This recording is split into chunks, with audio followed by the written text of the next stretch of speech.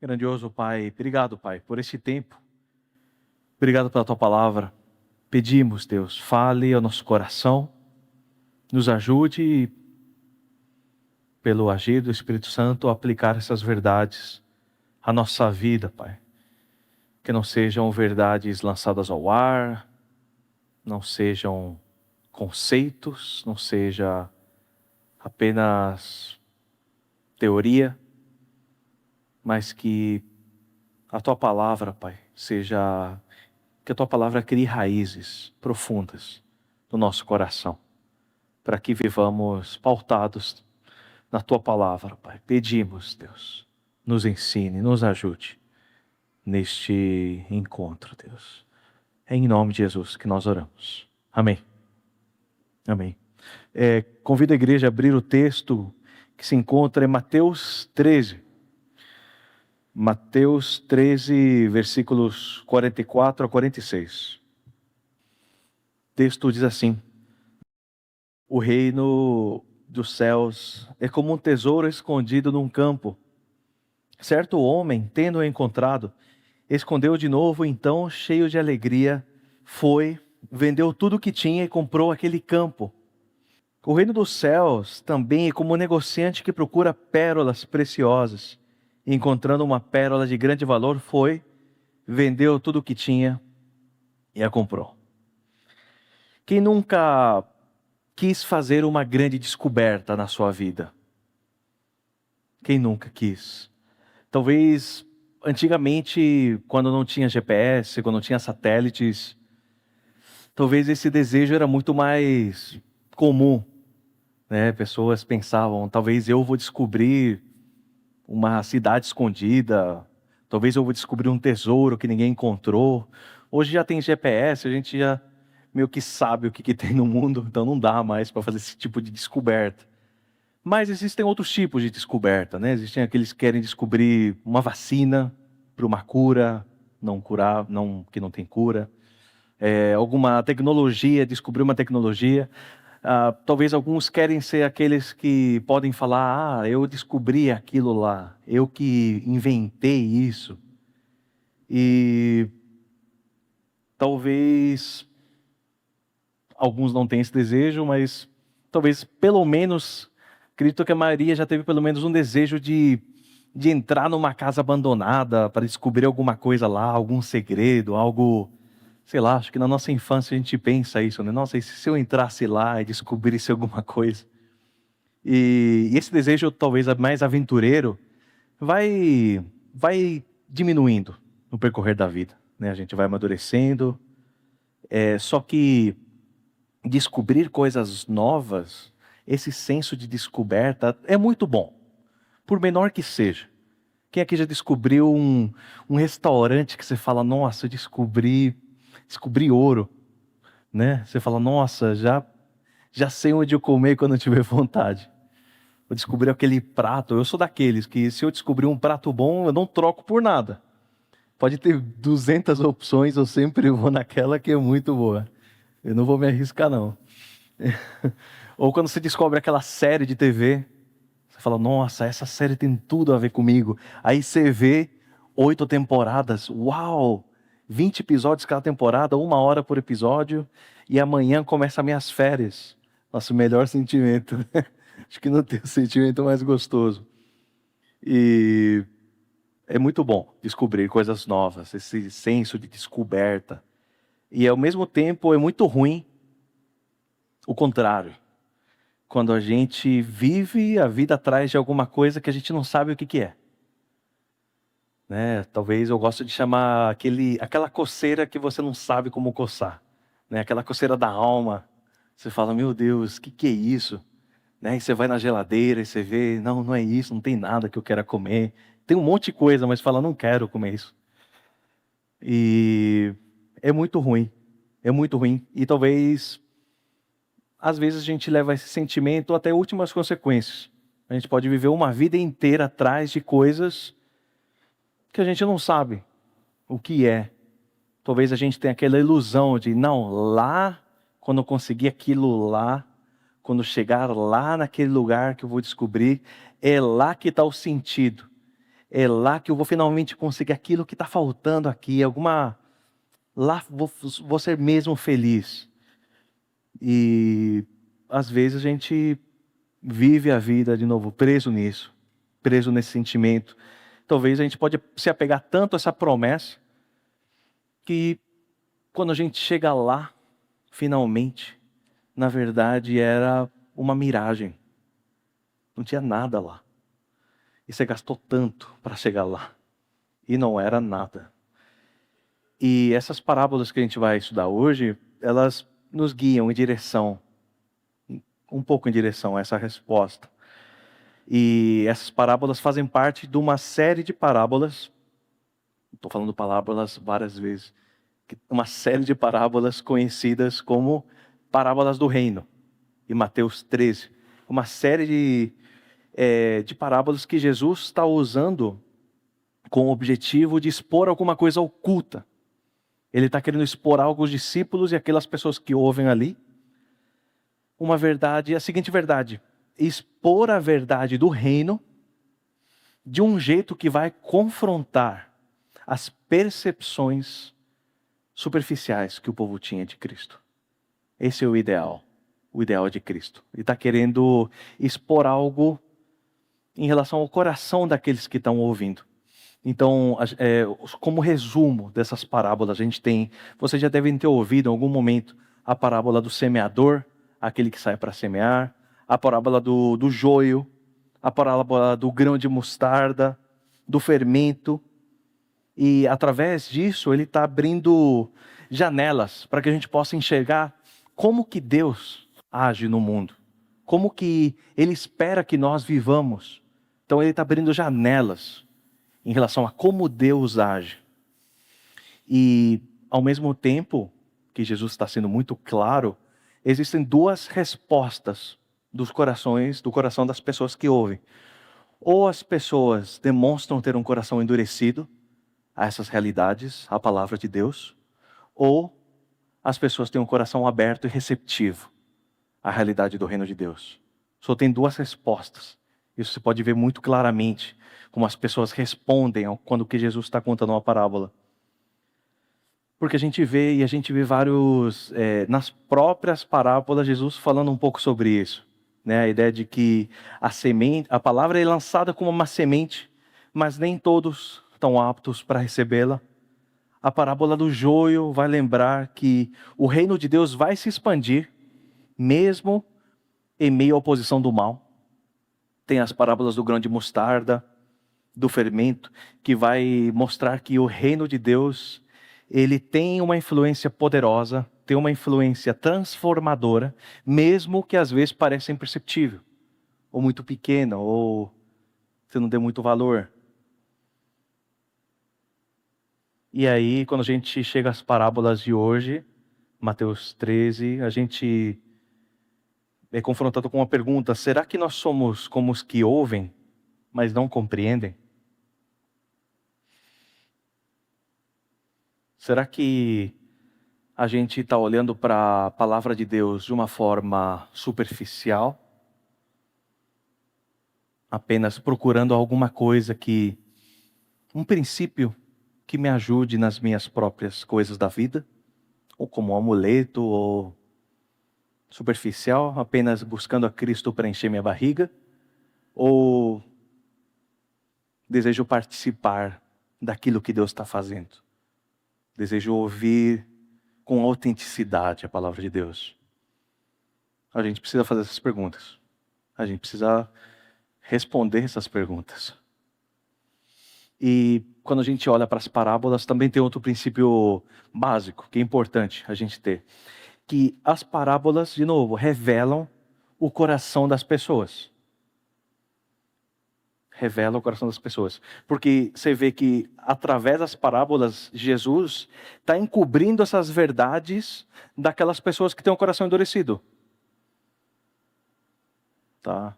Jesus está encobrindo verdades e está permitindo que pessoas com o coração voltado para Deus descubram algo muito precioso. Então, para entrar no texto também, é importante que a gente parta de uma pergunta. que logo mais será respondida. Mas a pergunta é, o que é o reino dos céus? Porque aqui Jesus está fazendo essa comparação direta.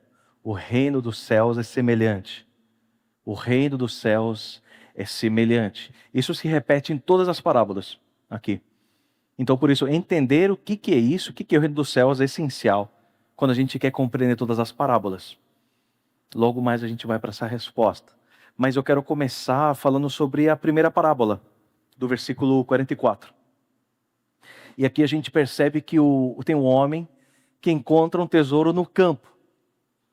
Ok? Então, a gente pode perceber que o homem não estava à procura de um tesouro, possivelmente o encontra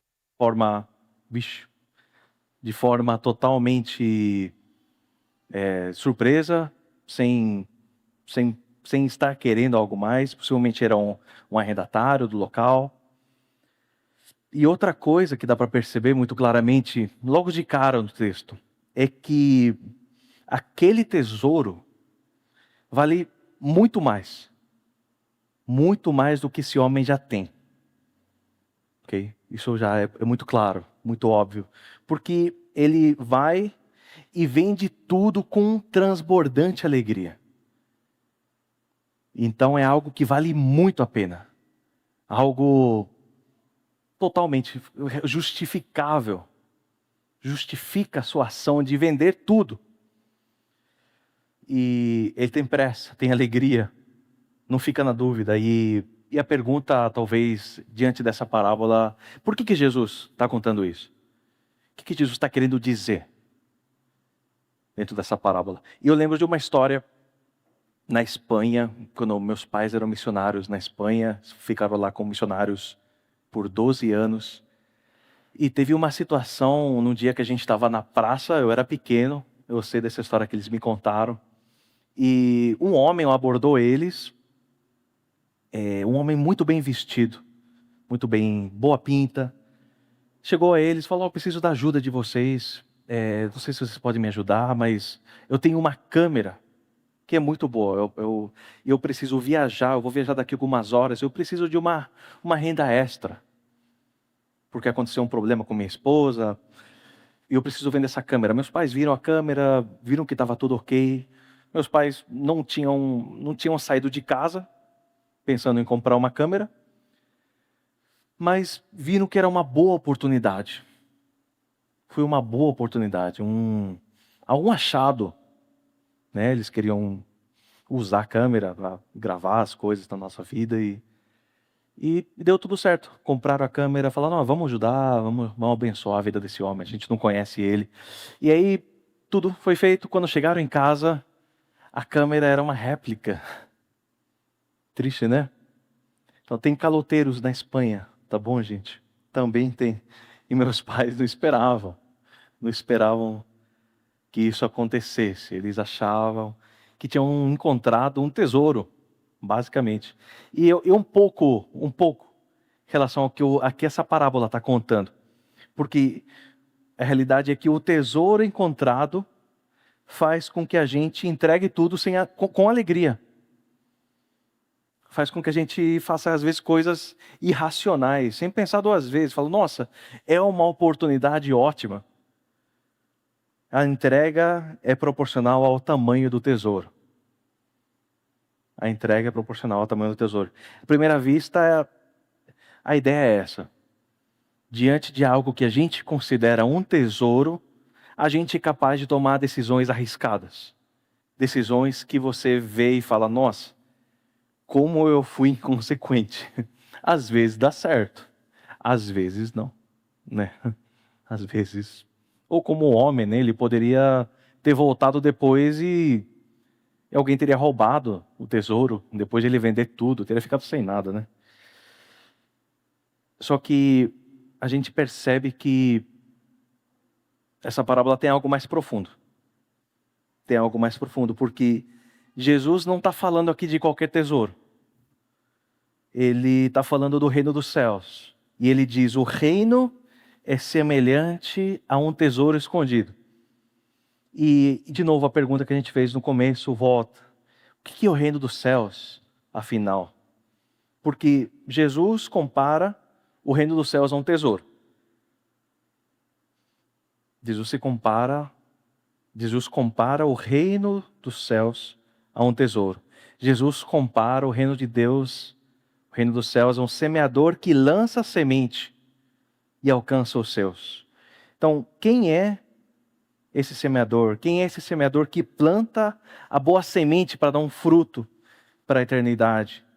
Quem é o grão de mostarda que cresce e vira uma árvore para que venham e se aninhem nele? Quem é o fermento que influencia tudo? Quem é o tesouro escondido? Não é pegadinha. Quem que vocês acham que é? Jesus. Muito claro, Cristo. Então, assim, quem é ou o que é o reino de Deus? É Cristo.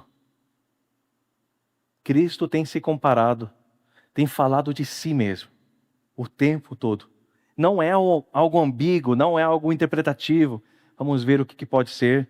Cristo tem falado de si mesmo aos discípulos, aqueles que ouvem, de forma encoberta aos de coração endurecido e de forma muito clara aos seus.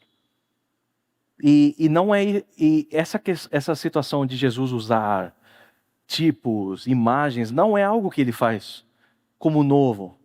É algo que ele faz muitas vezes.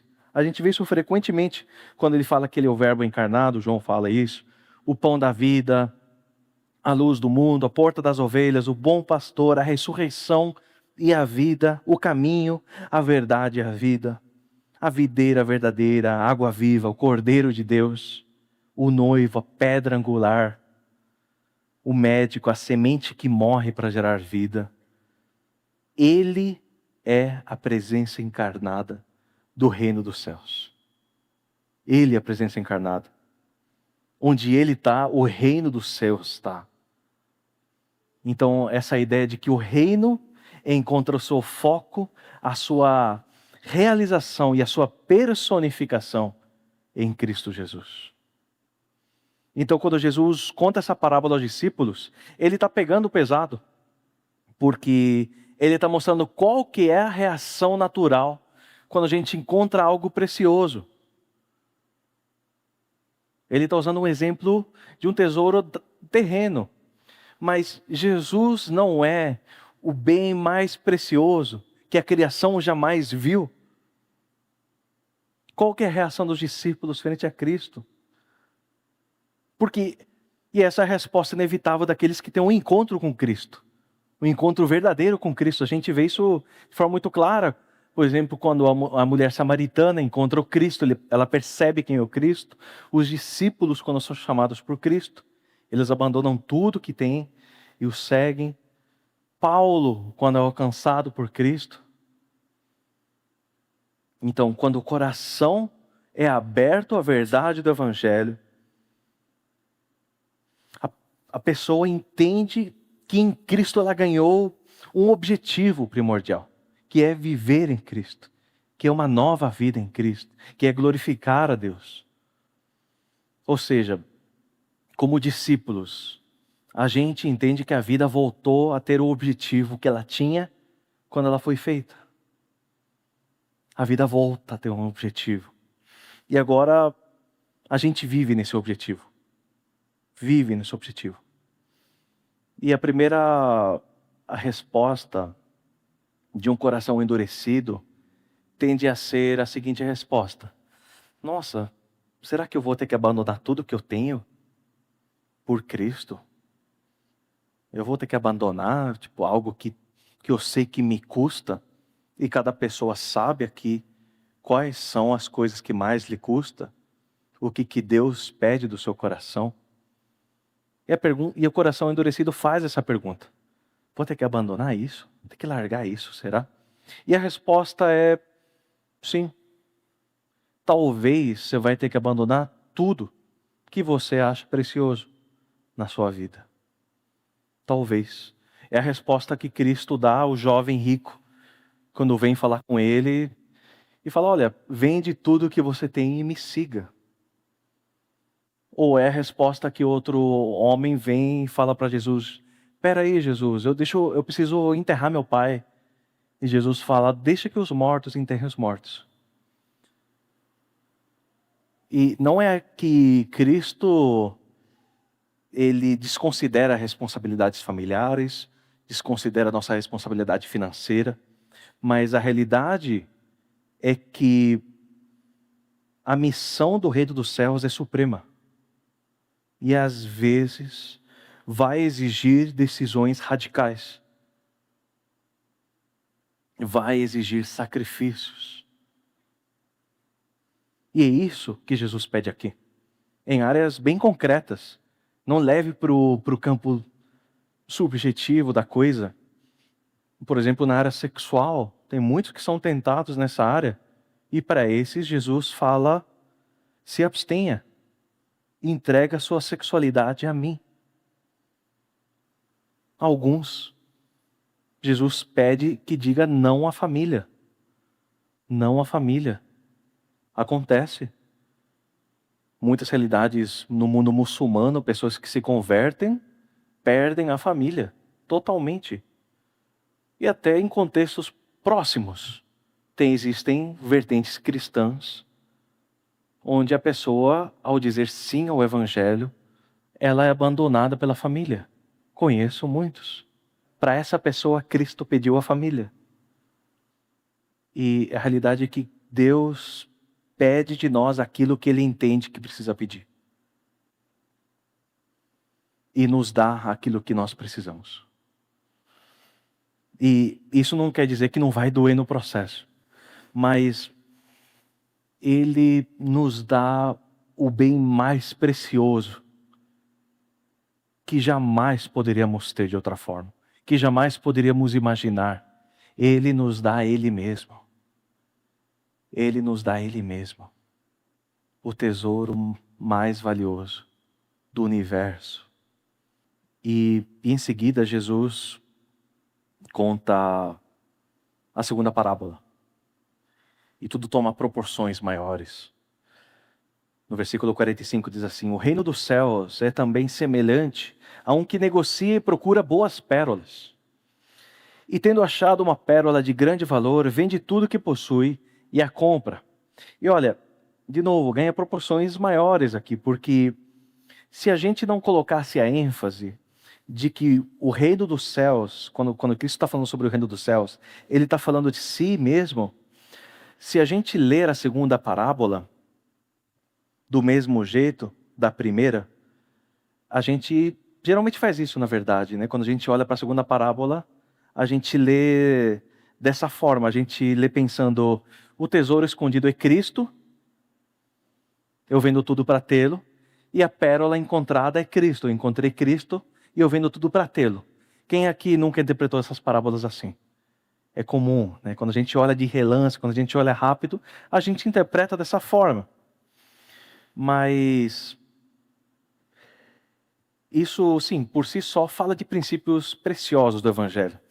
Mas existe um risco a gente apenas olhar dessa forma, porque pode nos levar a um certo orgulho de falar, fui eu que encontrei, fui eu que vendi tudo, e eu que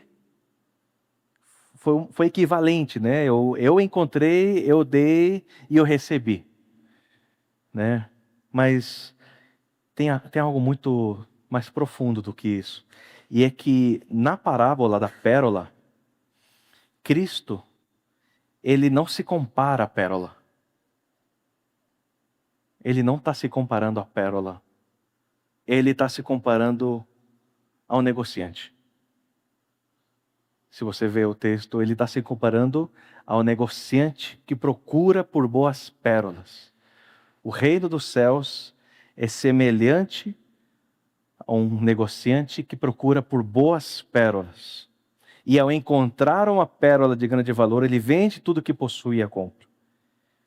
Então eu preciso perguntar aqui, quem é a boa pérola encontrada por Cristo? Quem é?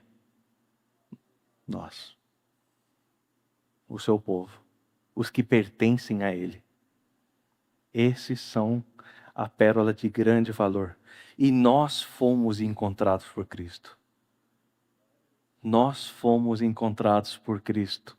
E isso muda o centro da história. Isso muda muito.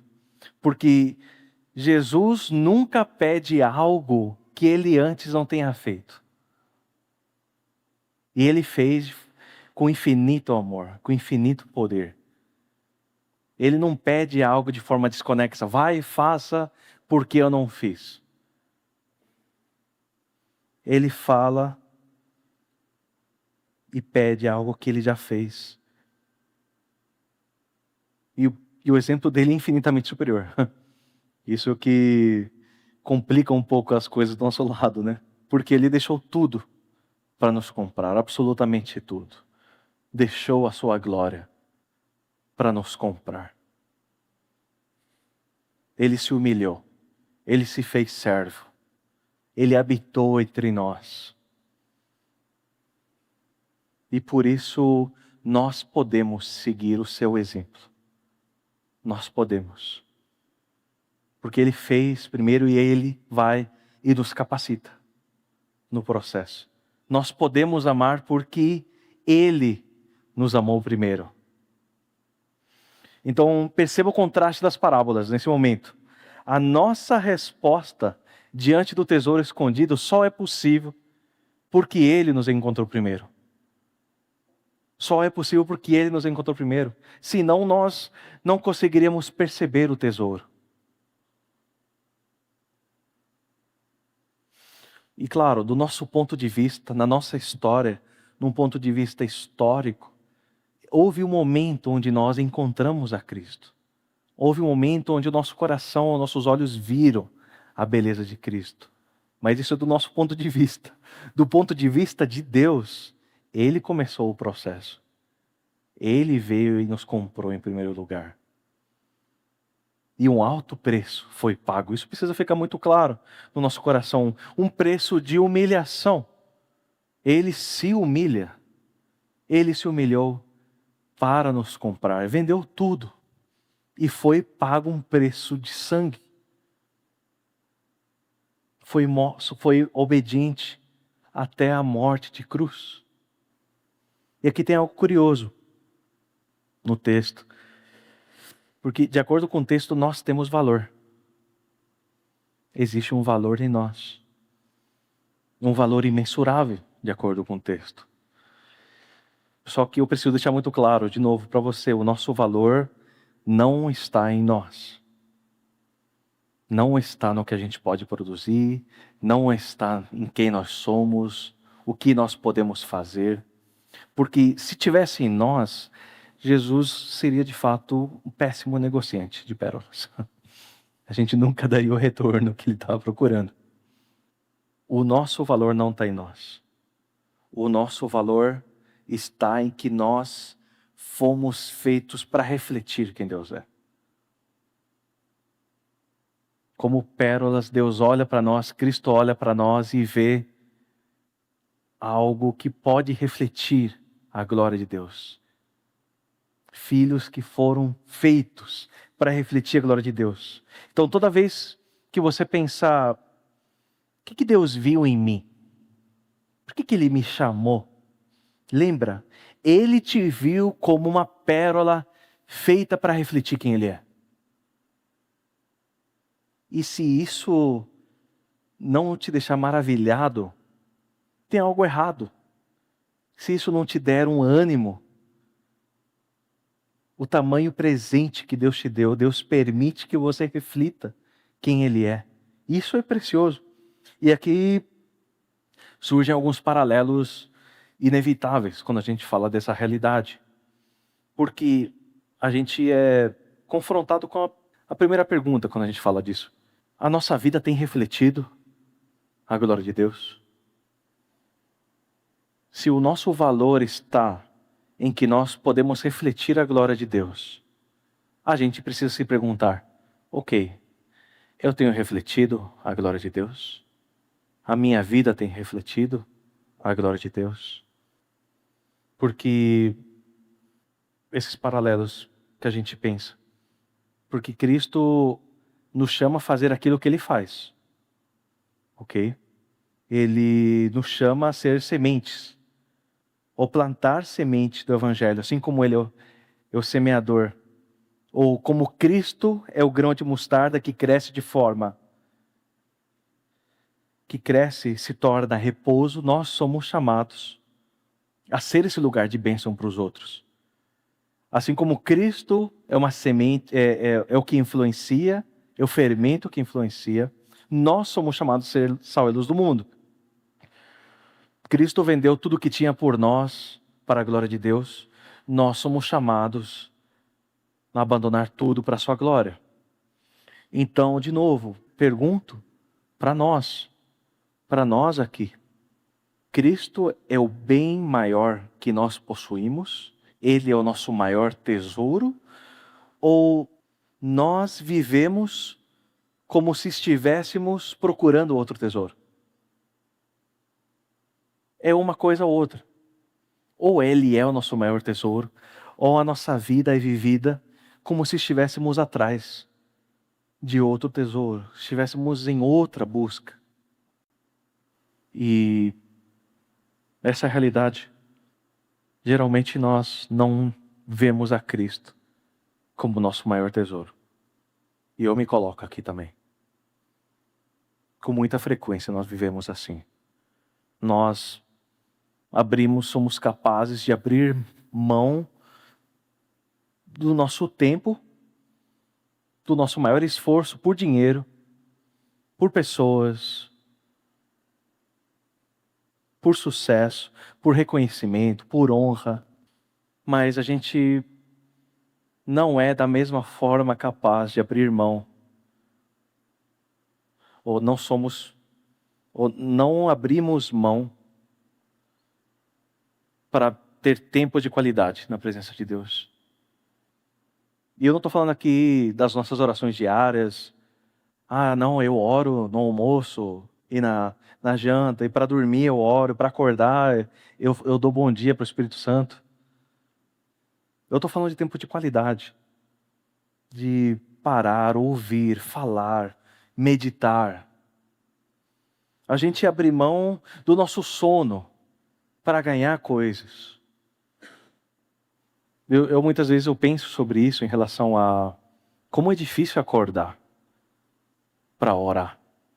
E aí eu me pego pensando, eu me encontro pensando muitas vezes, se alguém me oferecesse R$ 1.000 por dia para acordar 1 hora antes, apenas para acordar 1 hora antes, será que eu faria? Seja sincero. Você não faria? Eu faria.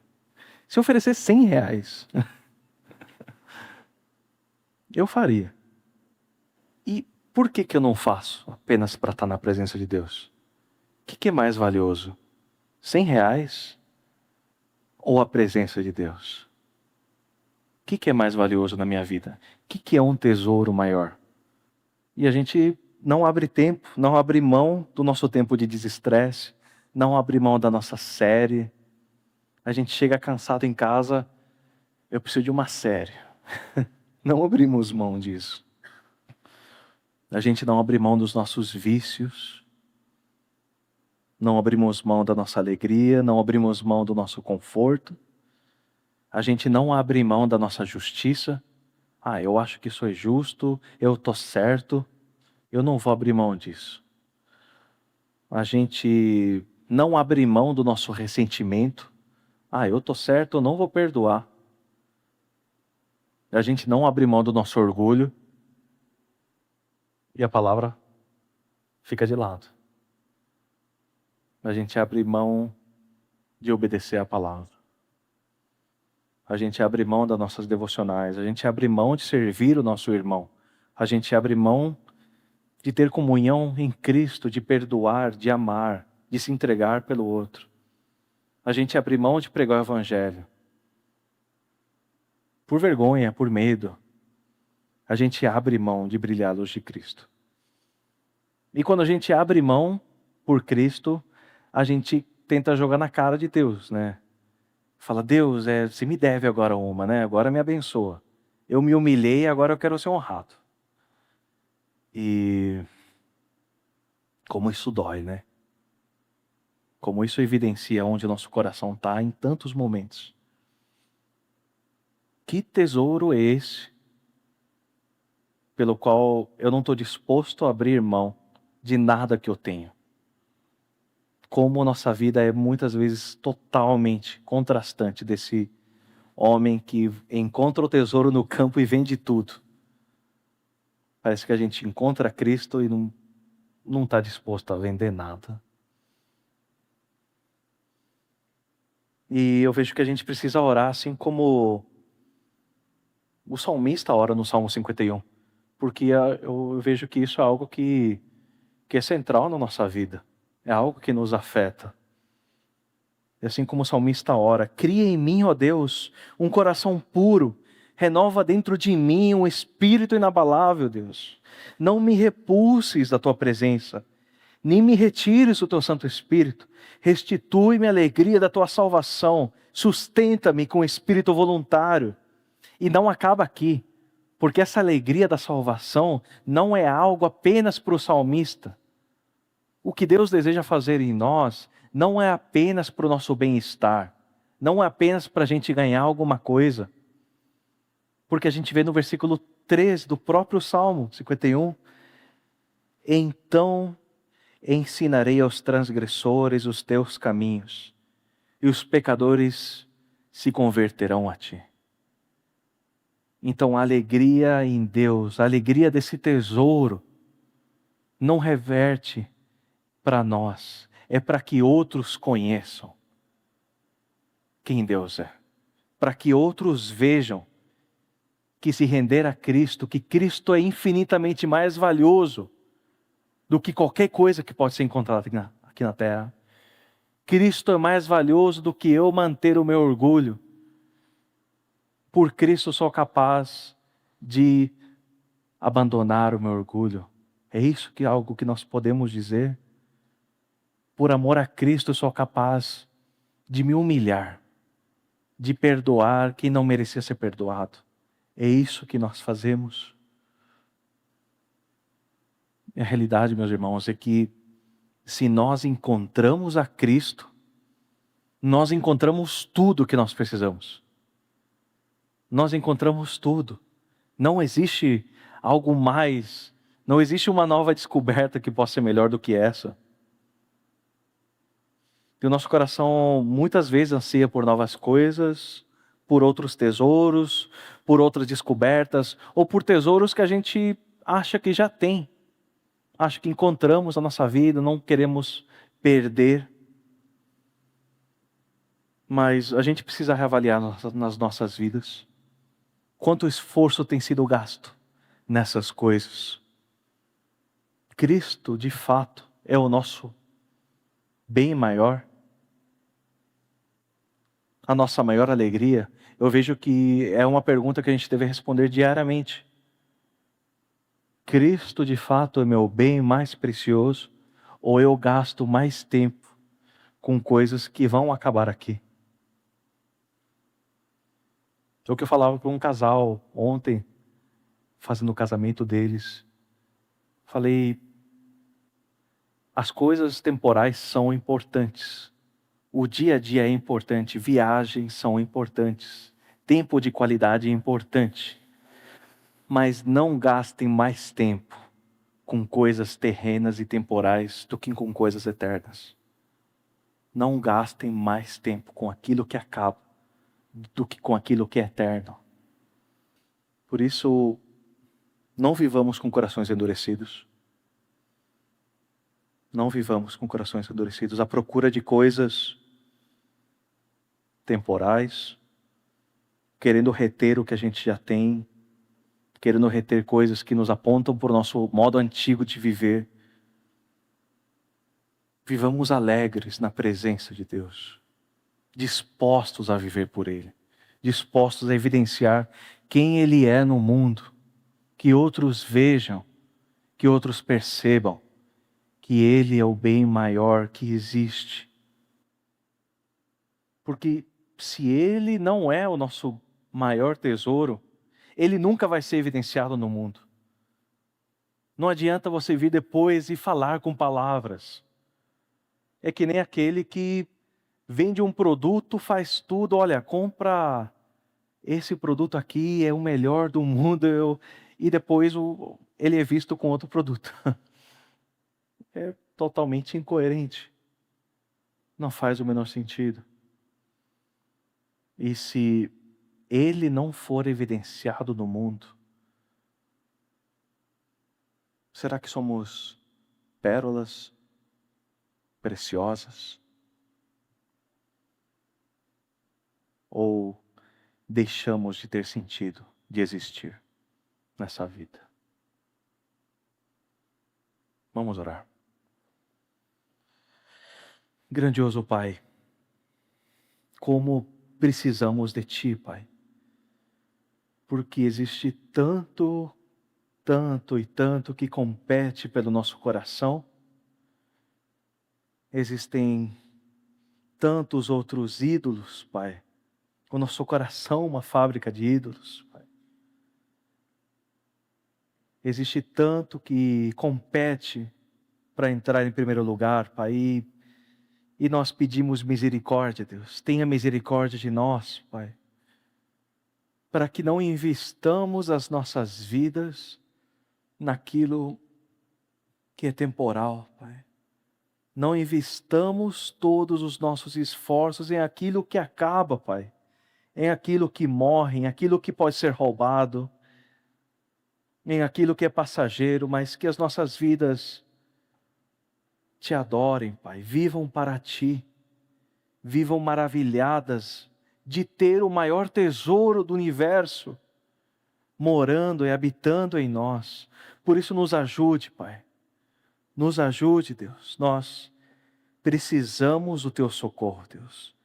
Nós precisamos do Teu sustento. Renova em nós, Pai, a alegria da salvação. A alegria de termos encontrado o maior tesouro que ninguém pode roubar. E obrigado porque estamos seguros em Tuas mãos, como negociante de pérolas que nos comprou por alto preço e nos guardará até o fim. Somos gratos, Pai, pela Tua obra em nós e pedimos, continue trabalhando em nós, para que vivamos para Ti, Deus, o nosso maior tesouro. Em nome de Jesus oramos. Amém.